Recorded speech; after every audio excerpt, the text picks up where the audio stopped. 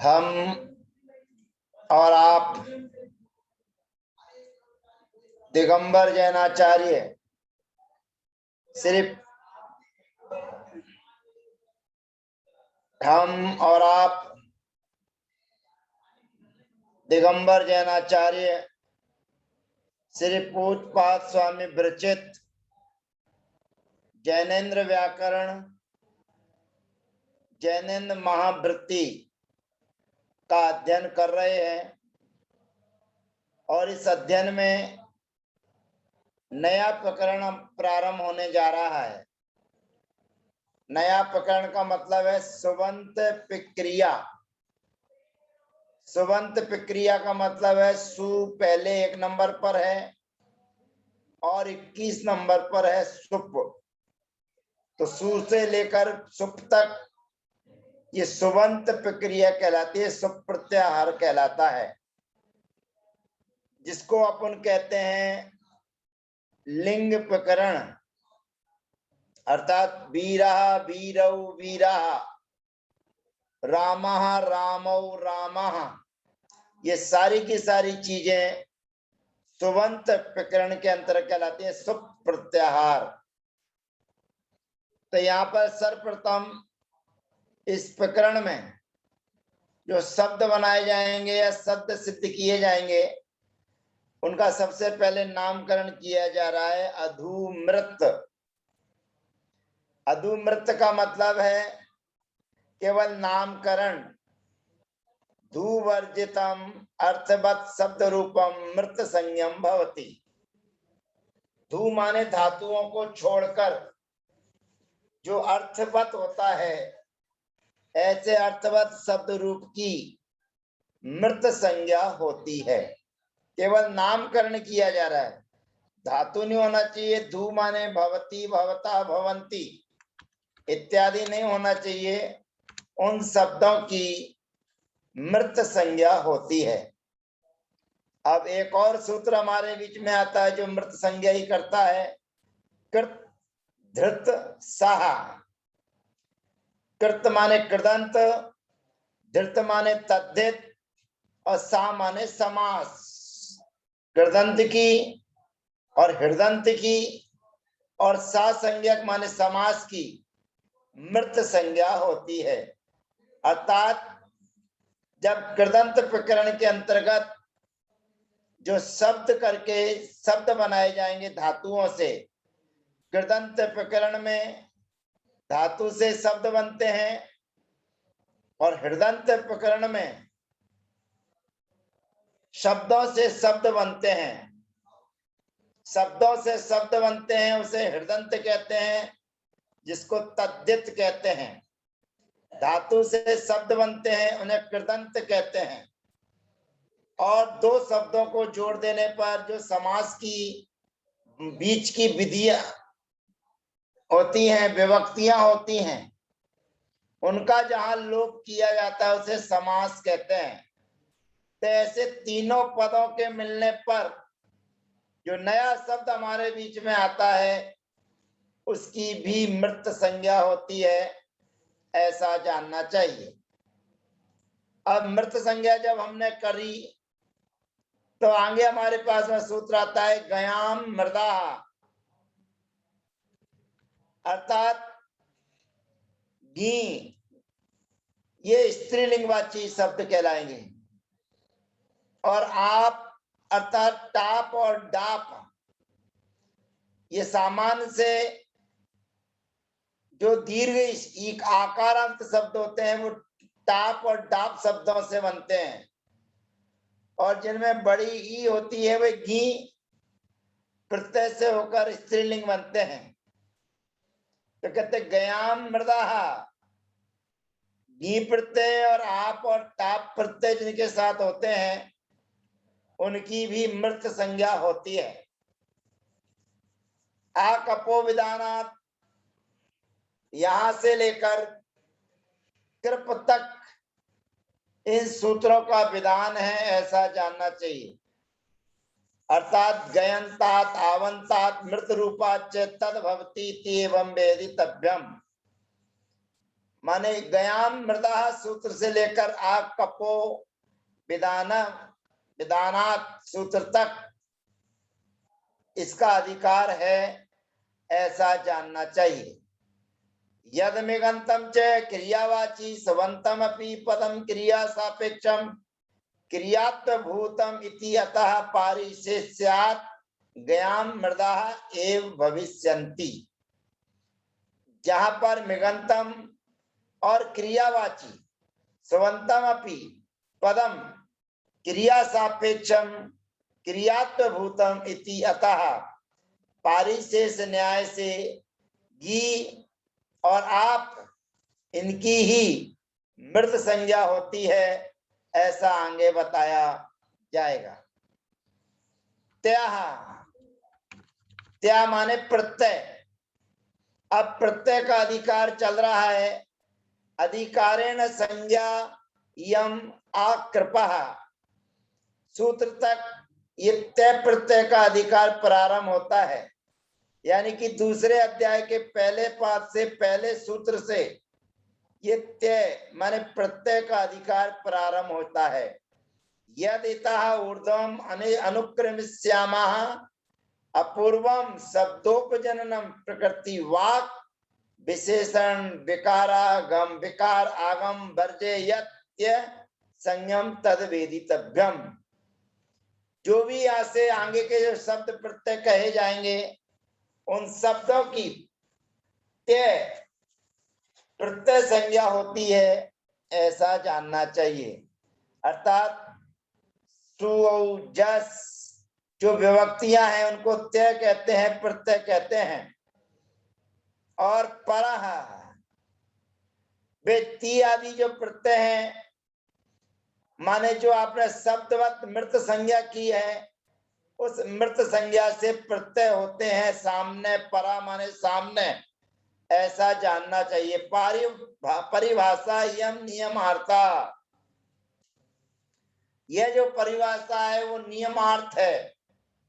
पराये भवति धोर मृदो वा यात्य संज्ञा। धास के सामने धो मृदा, धो माने धातु और मृत माने मृत संज्ञा के बाद जो होता है उसको प्रत्यय कहते हैं। माने प्रत्यय हमेशा सामने होते हैं। परा पराये भवति, प्रत्यय पर में ही होते हैं, माने सामने होते हैं। किससे सामने होते हैं?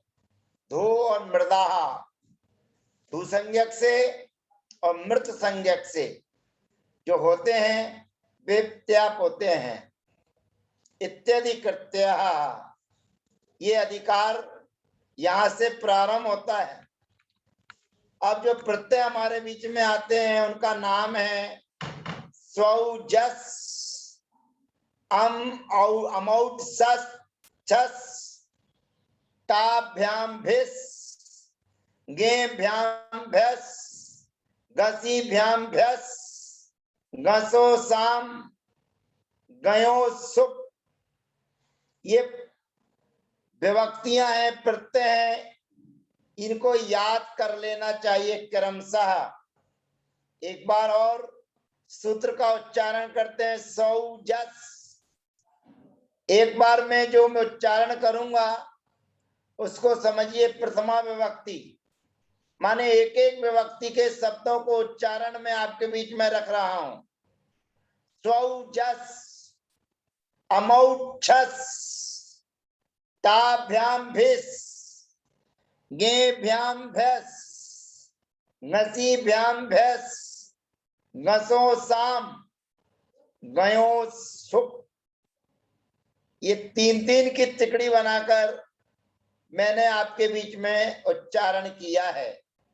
गयाम मृदा स्वादेहो भवति। ज्ञाम माने घी, आप और मृत संज्ञा जहां पर की जाती है उन शब्दों से सु आदि ये ऊपर जो विभक्तियां कही गई हैं वह होती हैं। उकारात अनुबंध नासा, जो सु में रहने वाला उ है उसके उकार का अनुबंध हो जाता है, अर्थात नासा खम सूत्र के माध्यम से उनका लोप हो जाता है। अब लोप हो जाने के बाद आगे की प्रक्रिया चलती है। अगला सूत्र आता है साधने स्वार्थ।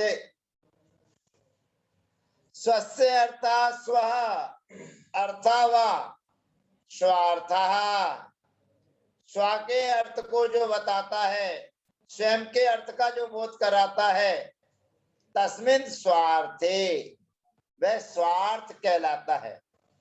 और साधने, जब आप साधन कर रहे हैं, जब आप प्रक्रिया कर रहे हैं, तो उस प्रक्रिया की दशा में अस्मत् आदि शब्द होते हैं, ऐसा जानना चाहिए। अस्मत् आदि शब्द का मतलब है, अस्मत् माने मैं और युष्मत् माने तुम। एक उत्तम पुरुष, एक मध्यम पुरुष और एक अन्य पुरुष, तीन प्रकार के शब्द हमारे बीच में मिलेंगे। या तो मैं किसी कार्य को करूंगा, या सामने वाला किसी कार्य को करता है या करेगा, या कोई अन्य व्यक्ति है जो कार्य को करता है, करेगा। वही साधने स्वार्थे, साधन में स्व अर्थ के साधन की विवक्षा में अस्मत् आदि शब्दों का प्रयोग करना चाहिए। अब अगला सूत्र हमारे बीच में आता है विभक्ति। अब यहाँ पर वो विभक्ति सूत्र आपको पीडीएफ फाइल में नहीं दिख रहा होगा, लेकिन उसके बाद का सूत्र आपको जरूर नजर आ रहा है। यहाँ पर विभक्ति शब्द सामान्यतया ह्रस्व के साथ लिखा जाता है, पर आचार्य श्री पूज्यपाद स्वामी उस विभक्ति को दीर्घ उच्चारित कर रहे हैं। और दीर्घ लिखने का मतलब है कि सुपह त्रीणि त्रीणि वचनानि विभक्ति संज्ञानि भवन्ति। अभी हमने जो सूत्र आपके बीच में पढ़ा था, उस सूत्र के बारे में ये बताया जा रहा है कि स्वौजस इति प्रथमा, अमौच्छस इति द्वितीया, ताभ्याम भेष इति तृतीया, गेभ्याम भ्यस इति चतुर्थी, घसीभ्याम भ्यस इति पंचमी, घसोसाम इति षष्ठी, गयो सुप इति सप्तमी। यही सूत्र के माध्यम से इनको अलग अलग करके बताया जाता है। ये विभक्ति हो गई सुपाम त्रीणि त्रीणि वचनानि विभक्ति संज्ञानि भवन्ति। सुपों की तीन तीन की विभक्ति संज्ञा होती है, ऐसा जानना चाहिए। अब यहाँ पर विभक्ति शब्द का अनतिक्रम्यन विश्लेषण करते हैं। इसमें 7 वर्ण आपको देखने को मिलेंगे, और 7 वर्णों में ये लिखा हुआ आने वाला सूत्र है तासा माप परास तत् हलचाह। ये सूत्र जो आपको दिख रहा है, जिस पर 117 नंबर डले हैं, पर वास्तव में जो 142 नंबर का सूत्र है, तासा माप परास तत् हलचाह धलचाह, यह सूत्र है। और ये क्या कह रहा है, ये थोड़ा समझना है कि ऊपर जो विभक्ति शब्द था उसका अनतिक्रम्यन कर लीजिए। अनतिक्रम्यन करने का मतलब है वा, ई, भा, आ, का, ता और ई, ये 7 इनमें शब्द हैं। माने कि 3 स्वर और 4 व्यंजन हैं। उन 3 स्वर और 4 व्यंजनों में क्रम से प्रथमा द्वितीय आदि विभक्ति का विधि बन जाती है। वह सूत्र हमारा जो आगे का कहता है तासा माप परास तद धलचाह, ये कह रहा है तस् विभक्ति शब्द से हला अचश्च। 2 शब्दों को अलग अलग बांट दीजिए, एक हल को एक अच को। और जो हल है उसमें आकार आ जोड़िए, और जो अचा उसमें पकार पा जोड़िए। ये आ और पकार जोड़ने पर तासाम विभक्ति नाम यथा संख्यम संज्ञा भवंती, विभक्ति की यथा संख्य संज्ञा क्रम से प्राप्त हो जाती है। तो इस सूत्र का अर्थ थोड़ा समझ लीजिए। तासाम परास तद धलचः, यह सूत्र कहता है कि जो विभक्ति शब्द को आपने अनतिक्रमण किया है, अलग अलग किया है, उस विभक्ति शब्द में अगर व्यंजन हो अर्थात हल प्रत्याहार हो तो हल प्रत्याहार में आकार को जोड़ना है, और अचाह, अचा का मतलब है स्वर, स्वर हो तो उसमें पकार माने पा जोड़ना है। सबसे पहले हमारे बीच में था वा, ये हल है, व्यंजन है। हल अर्थात व्यंजन होने से इसमें दीर्घ आकार जोड़ना है, तो ये हो जाएगा वा। वा का मतलब होता है प्रथमा विभक्ति। अब एक चीज ध्यान रखना, जब कभी कहीं वा लगा हो तो बा का अर्थ हम प्राय करके विकल्प पढ़ते चले आ रहे हैं। तो जहां वा हो तो पूर्वा पर जानकारी रखते हुए वहां पर वा माने प्रथमा विभक्ति होती है, ऐसा जानना। अब उसके बाद में आता है ई, तो ई अच है यानी कि स्वर है। अब स्वर के होने पर इसमें पा लगाना है, तो इप हो गया इप। फिर उसके बाद में आता है भा, ये व्यंजन है, हल है, तो इसमें आ जोड़ दीजिए तो भा। फिर आता है का, ये का भी व्यंजन, उसमें आता है फिर आ, भा में रहने वाला आ, तो उसको कहते हैं अप। अप माने चतुर्थी, भा माने तृतीया। उसके बाद में आता है का व्यंजन है, हल है, तो इसमें आ जोड़ेगा तो बनेगा का माने पंचमी विभक्ति। और उसके बाद फिर व्यंजन है ता, तो ता में भी आ जोड़ेगा तो ता, ये षष्ठी विभक्ति है। और लास्ट में ध्यान रखना, विभक्ति में छोटी ई रहती है, लेकिन यहाँ विभक्ति में बड़ी ई रखना है, क्योंकि बड़ी ई निकालेंगे तो सप्तमी विभक्ति के लिए ईप कहलाएगा। अन्यथा वी में ई है तो द्वितीय विभक्ति भी इप कहलाएगी और सप्तमी विभक्ति भी इप कहलाएगी, तो बड़े विवाद की स्थिति खड़ी हो जाएगी। इसलिए सप्तमी विभक्ति के लिए ईप अर्थात विभक्ति ऐसा दीर्घ अंत पद को ग्रहण करना चाहिए विभक्ति शब्द में। तो यहाँ पर विभक्ति शब्द के माध्यम से तासा माप परास तद धलचाह, ये सूत्र के माध्यम से ही सातों विभक्तियों की व्यवस्था बनती है।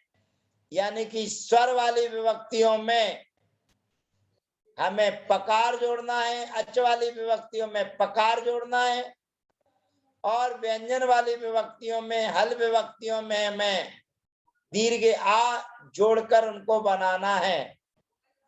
जैसे वा, इप, भा, अप, का, ता, ईप इति एता संज्ञा, ये इनकी संज्ञा हो गई।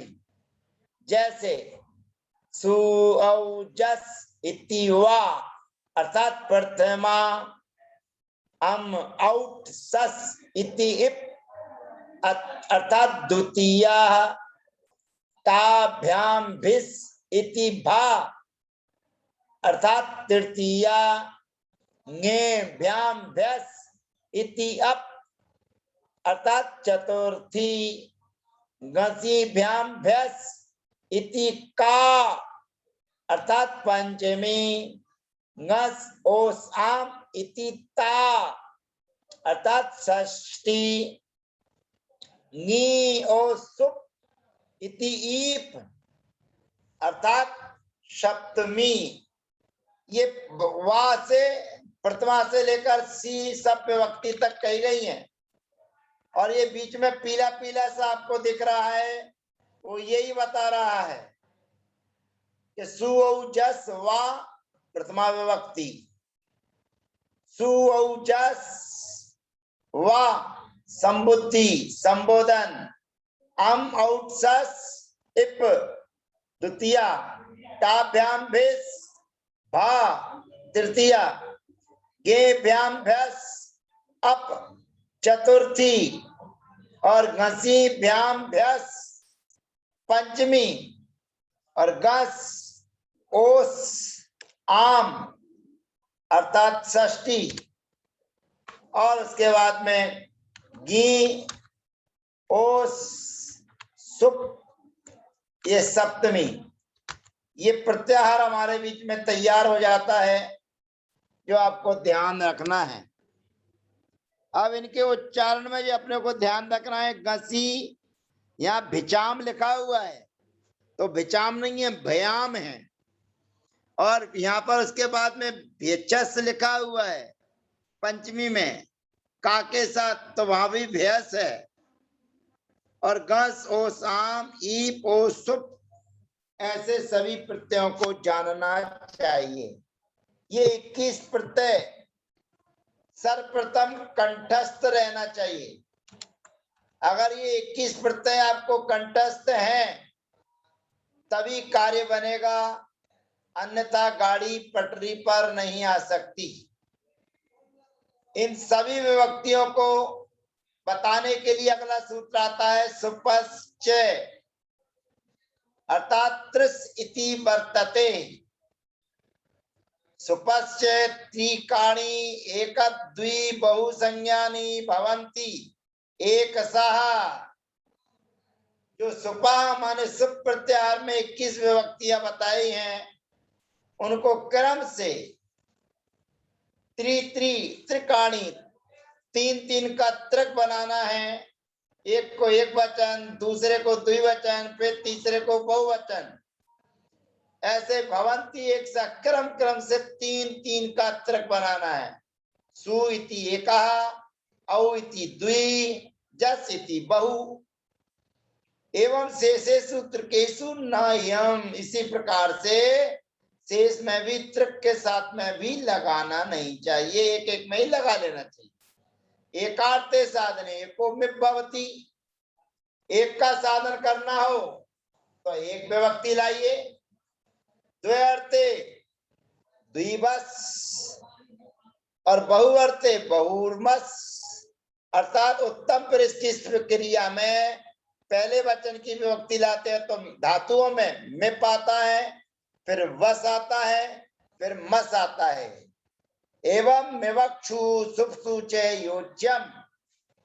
इसी प्रकार से विभक्तियों में और धातुओं में और सुबंत में ये 3 वचनों का क्रम एक वचन और द्विवचन और बहुवचन संज्ञक होता है, ऐसा जानना चाहिए। ये सारी की सारी भूमिका बनाने वाली एक प्रक्रिया रही। अब हम नया काम करने के लिए सबसे पहले सूत्र लेकर आते हैं, शब्द लेकर आते हैं वीर। वीर शब्द हम लेकर आते हैं और सबसे पहली विभक्ति हमारे बीच में आई है सु। सु में से उ का अनुबंध हो जाएगा, केवल सा बचेगा। अब सा बचने पर सबसे पहला सूत्र हमारे बीच में हाजिर होता है जो मुख्य सूत्र है, विरामे विसर्जनीयाः। विराम विषये रेफान्तस्य पदस्य विसर्जनीय आदेशो भवति। विराम के विषय में रेप माने रकार के लिए, पदांत रकार के लिए विसर्जनीय आदेश होता है। अब यहाँ पर उसके पूर्व एक पूर्व में सूत्र आया था सजुसो री, अर्थात उस सूत्र को पहले ध्यान रखना है क्योंकि उस सूत्र के बिना आगे के कार्य की सिद्धि होने वाली नहीं है। और उस सूत्र को ध्यान में रखेंगे तभी हम इस सूत्र को लगा पाएंगे, अन्यथा नहीं। सूत्र नंबर 125 था सजुसो री।